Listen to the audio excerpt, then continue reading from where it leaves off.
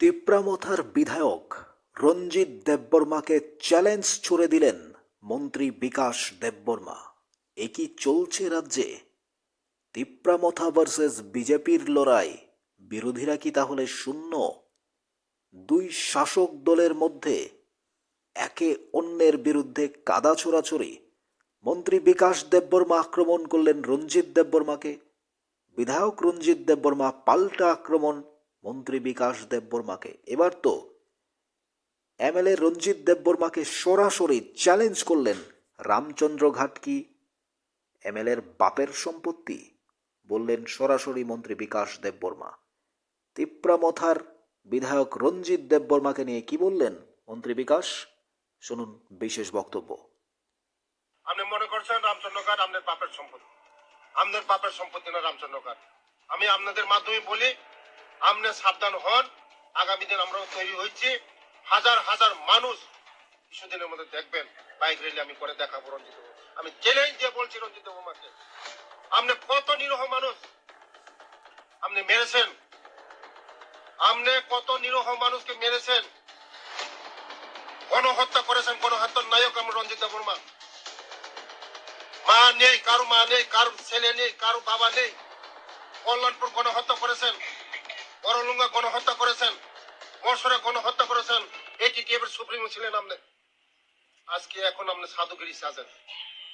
আপনাকে রেহাই দেওয়া হবে না। আগামী দিন আমরা খোয়ের মানুষ প্রস্তুত।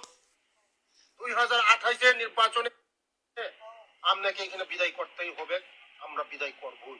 চ্যালেঞ্জ আপনাকে রঞ্জিত দেববর্মাকে। আগামী দিন আপনি প্রস্তুত থাকুন। এই রামচন্দ্রঘাটকে আমি বারবার আসবো। আপনি রুকান, রুখতে পারলে রুখেন।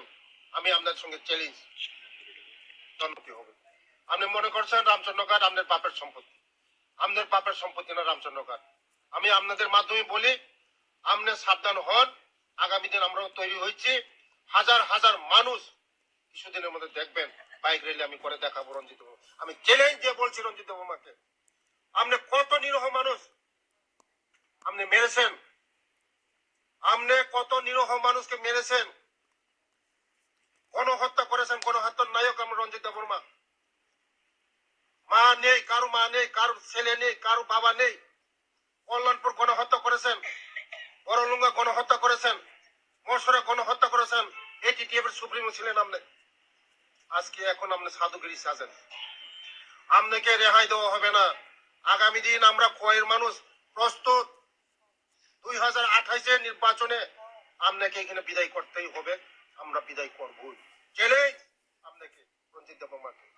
আগামী দিন আপনি প্রস্তুত থাকুন। এই রামচন্দ্রঘাটকে আমি বারবার আসবো।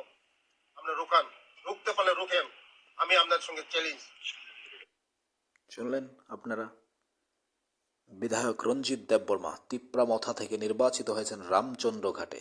তাকে সরাসরি চ্যালেঞ্জ ছুড়ে দিলেন বিজেপির মন্ত্রী, অর্থাৎ বর্তমান শাসক দলের মন্ত্রী মাননীয় বিকাশ দেববর্মা। দুটো কিন্তু শরিক দল, দুটো শাসক দল। আর এই শাসক দলের কাছে রীতিমতো চাপা পড়ে যাচ্ছে রাজ্যের বিরোধী দলগুলো। কারণ শাসকও বিজেপি, বিরোধীও বিজেপি, শাসকও তিপ্রামথা, বিরোধীও তিপ্রামথা। আপনারা বিষয়গুলো দেখলেন, বুঝলেন এবং শুনলেন। কারণ একটাই, যেভাবে একের পর এক মন্ত্রী বিকাশ দেববর্মা আক্রমণ করলেন সরাসরি রঞ্জিত দেববর্মাকে, রঞ্জিত দেববর্মা পাল্টা আক্রমণ করলেন সরাসরি বিকাশ দেববর্মাকে। রাজ্যে এই নিয়ে এডিসি নির্বাচনের আগে যেভাবে চলছে পরিস্থিতি, যে পরিস্থিতি এখন সৃষ্টি হয়েছে, এ নিয়ে কি বলবেন আপনারা? কি বলার আছে আপনাদের? কিছু বলবেন? কিছু বলতে চান? তিপ্রামথা ভার্সেস বিজেপির যে লড়াই, তিপ্রামথা ভার্সেস বিজেপির যে চলছে চাপানোত্তর পরিস্থিতি, অ্যালায়েন্স থাকবে কি থাকবে না, অ্যালায়েন্স হবে কি হবে না, এডিসি নির্বাচন যতই আসছে ততই রাজ্য রাজনীতি তোলপাড় হতে যাচ্ছে। এই নিয়ে এবার দুই উপজাতির মধ্যে দুই অর্থাৎ একই জায়গাতে দুজনেই ট্রাইবাল, দুজনেই উপজাতি, কিন্তু সেই জায়গাতেও একের পর এক আক্রমণ, তীব্র আক্রমণ। মন্ত্রী বিকাশ দেববর্মা আক্রমণ করছেন, তিনি ট্রাইবাল ওয়েলফেয়ার মিনিস্টার। অন্যদিকে তিপ্রামথারই এমএলএ মাননীয় রঞ্জিত দেববর্মা, দুটো দলের মধ্যে যে পরিস্থিতি তা নিয়ে আপনাদের কি মনে হয় জানাবেন কমেন্টস বক্সে। এই চ্যালেঞ্জে মন্ত্রী বিকাশ দেববর্মা জিতবেন নাকি অ্যাকসেপ্ট করবেন মাননীয় এমএলএ রঞ্জিত দেববর্মা? কি মনে হয় আপনাদের জানাবেন কমেন্টস বক্সে।